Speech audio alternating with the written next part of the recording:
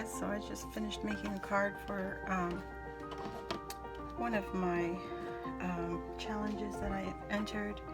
Just wanted to make a really quick card because it was a non-traditional Christmas, so took one of the scraps, scored it down the middle, cut it so that it's 5 by 5, and then I cut another little piece right here, one of the other scraps again, and I used some of the Santa baby cutouts that I had left over, and I just put it on the front with 2 of the snowflakes from Dollar Tree and the little gem from Walmart.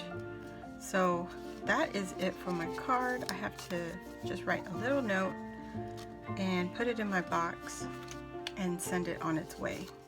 So I hope you guys enjoyed that really quick project share, and thank you for joining me. Please give it a thumbs up and subscribe to the channel, and you'll see a lot more Christmas paper craft projects and maybe a few sewing projects.